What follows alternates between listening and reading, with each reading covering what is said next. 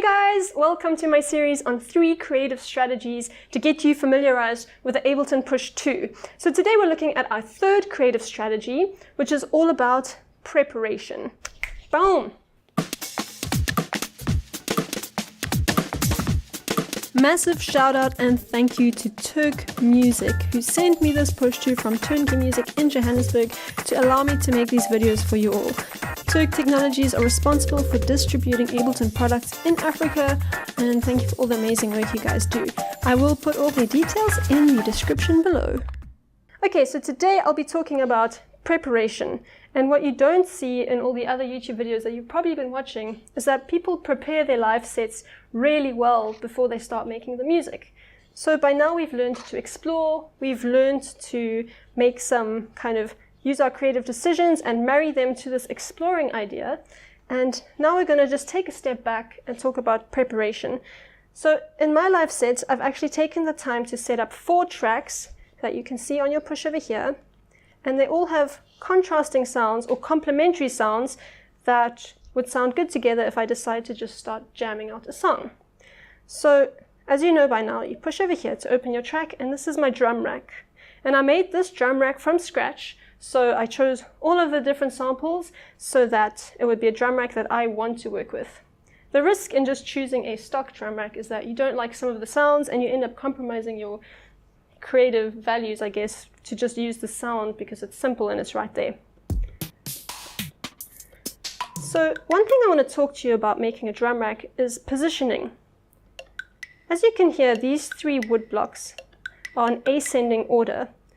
So I would suggest you don't put things in places that are really hard to reach with your fingers, because if you're trying to do a beat and you now need to push that button over here, that's obviously not going to work.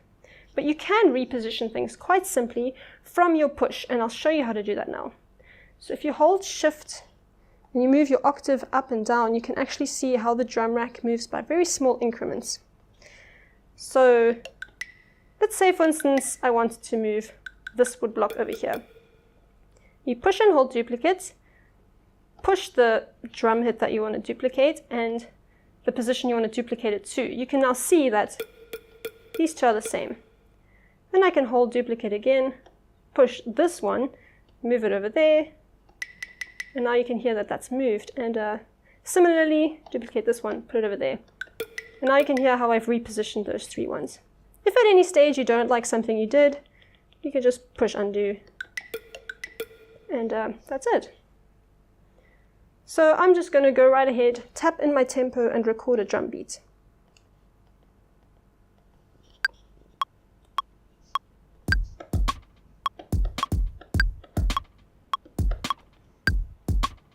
Switch the metronome off. And here I just want to tell you about this little detail. As you can hear, if I push and hold this pad, things sound, and if I just push it and stop, the drum pad stops immediately. Now you can do this inside your sampler. If you go onto this drum pad, this is my snare jungle, and you go into your sampler, then you can actually change whether you want it to be on a trigger setting or a gate setting. So trigger, you trigger it once and the whole sample plays, but on gate, it only plays as long as your finger is held down.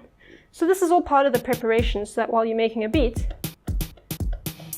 you can actually work in little details like that. How I held this, you can push in your hi-hats. Another thing that I want to mention is this thing of choke groups.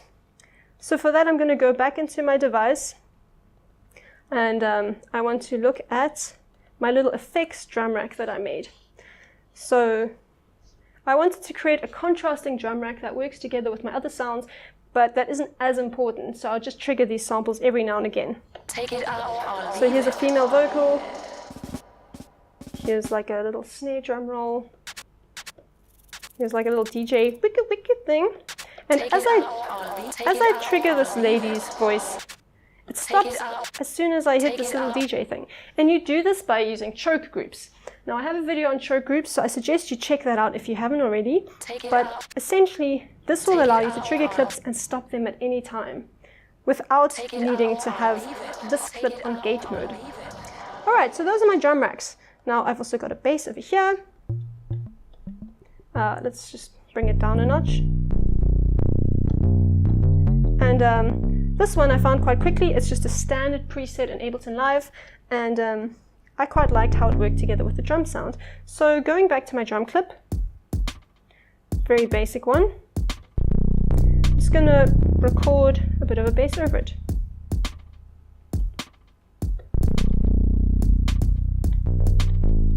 And just notice how I decided to hit the bass when the drums weren't playing. So again, using that idea of contrast.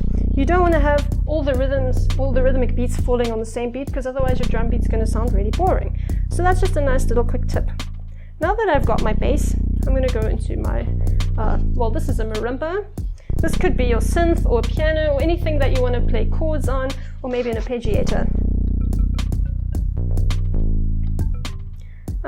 I really like the idea of an arpeggiator, so I'm going to push add device, toggle down to MIDI effects, arpeggiator, push load. And now you can hear as I hold down a chord, it's arpeggiating it. Let's do it a little bit faster. And we can just record something. This is very weird hand position. Lol. And as you know by now, I have a tendency to make my clips longer than they need to be, so just push on clip, change your loop length, and don't stress if you've recorded too long. And now all that's left is for me to actually just have some fun and put the effects over it. Take it up, take it, take it up, take it up. So even now I'm realizing this sample wasn't a good one to choose, so switch it out or just push and hold delete and push on that sample. That way I'm not even going to be tempted to push it because the light isn't shining. Take it up, take it up, take it up, or leave it. And that's how preparation can really help you get in touch with your push and just have some fun jamming. Now, what you can also do, and I don't think I went into this in the other videos, is you can go into your session view and see all your clips. While you're jamming out, you've got a row of clips, push duplicate, and you can see how it actually duplicates this whole row of clips. And now you can delete some clips. Say for instance, you didn't want bass in that particular scene. You don't need to have bass in that particular scene. And now as I trigger the top scene, I've got it with my bass. Similarly, if I'm in the scene and I want to record a new bass line, go back to device, go into your bass, make sure you're in note mode, and now I can just record a different bass.